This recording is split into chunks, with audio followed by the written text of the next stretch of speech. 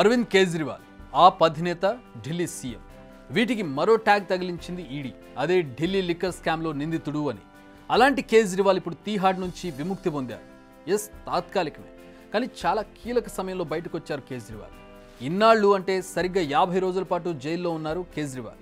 మరి ఇప్పుడు ఆయన ఏం చేయబోతున్నారు? ఆయన గురి ఎవరి వైపు పెట్టనున్నారు?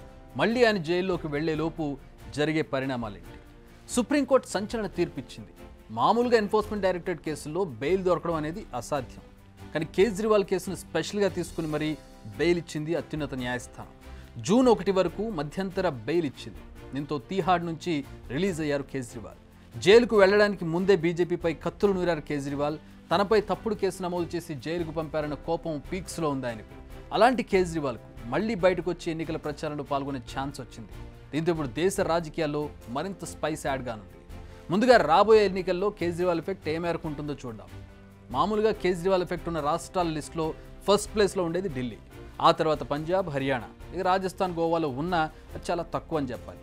సో 3 రాష్ట్రాల్లో కేజ్రీవాల్ ఎఫెక్ట్ ఎక్కువే అని చెప్పాలి. ఇప్పటికే ఈ 3 రాష్ట్రాల్లో ఆప్ జోరుగా ప్రచారం చేస్తుంది. ఇప్పుడు ఆ జోరు మరింత పెరగనుంది.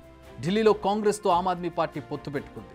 ఇండియా కూటమిలో భాగంగా దేశ రాజధానిలోని 7 సీట్లలో ఆప్ 4, మిగిలిన 3 సీట్లలో కాంగ్రెస్ నుంచి అభ్యర్థులు బరిలో ఉన్నారు.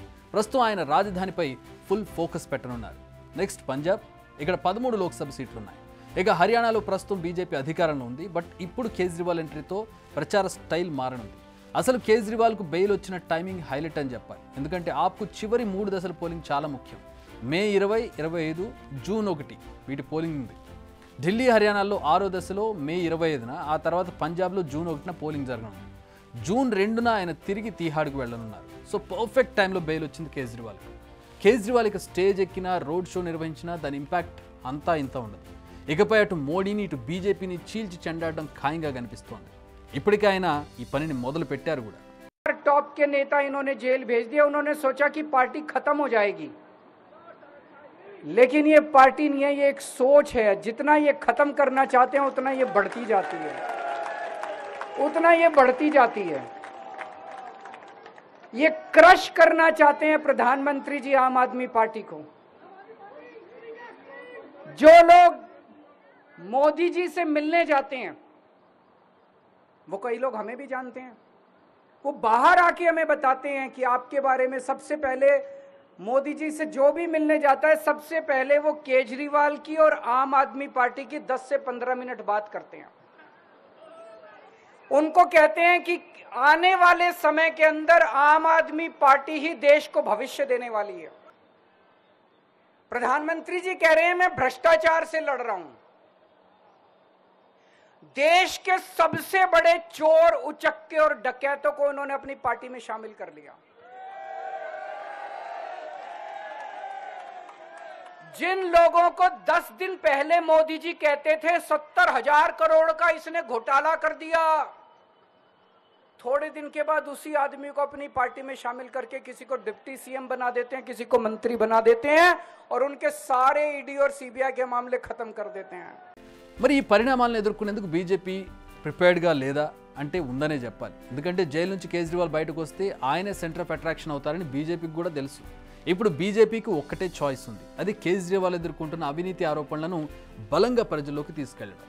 అట్ ది సేమ్ టైం ఆయన జైలు నుంచి వచ్చాడు, మళ్ళీ జూన్ 2న లొంగిపోవాలని సుప్రీం ఇచ్చిన ఆదేశాలను గుర్తు చేయడం. బీజేపీ ఇదే టాపిక్పై ప్రచారం చేయబోతోంది.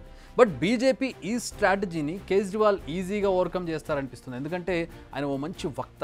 ఆయన ప్రచార స్టైల్ విద్యా, ఉద్యోగం అన్నట్టుగా ఉంటుంది. నేను సామాన్యుణ్ణి, సామాన్యుల కోసమే పనిచేస్తానట్టుగా సాగుతుంది ఆయన ప్రచార తీరు. రియాలిటీ ఎలా ఉన్నా ఈ మధ్య ఎన్నికల ప్రచారంలో ఇదే ట్రెండ్. దీనికి ప్రజలు ఈజీగా కనెక్ట్ అయ్యే ఛాన్స్ ఉంది. అంతేకాదు ఈ ఎన్నికలను కేజ్రీవాల్ ఓ రిఫరెండంగా భావించే ఛాన్స్ కూడా ఉంది. అవినీతి ఆరోపణలు ఎదుర్కొని తీహాడ్ జైల్లో ఉన్నా కూడా ప్రజలు తనను వారియర్గా భావిస్తారన్న ఆశలో ఉన్నారు కేజ్రీవాల్. దీనికి ఆన్సర్ అంత వెంటనే చెప్పలేము. ఎలక్షన్ అవ్వాలి, రిజల్ట్ రావాలి, ఆయన గెలవాలి.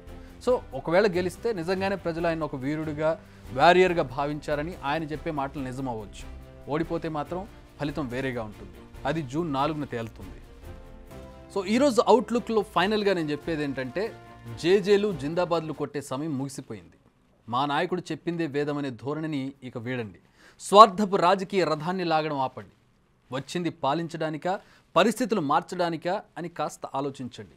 మీరు గెలిపించే వారి వల్ల మీ జీవితం, మీ తర్వాతి తరాల వాళ్ళ జీవితం కూడా మారుతుంది. మీ ప్రాంతానికి మంచి జరుగుతుందని నమ్మితే ఎవరినైనా ప్రశంసించు, వారికి ఓటే. అలా కాకపోతే నువ్వు నమ్మిన నాయకుడినైనా నిలదీయాలి, ప్రశ్నించాలి, అవసరమైతే పక్కన పెట్టాలి. ఇప్పటికైనా కాస్త విచక్షణతో ఆలోచించండి. ఖచ్చితంగా ఓటు వేయండి. మీ బ్రతుకులు మార్చే వారికి ఓటు వేయండి. ఇదే మా big request. Big TV outlook కథనాలు నచ్చితే వెంటనే బిగ్ టీవీ ఛానల్ ను సబ్స్క్రైబ్ చేయండి.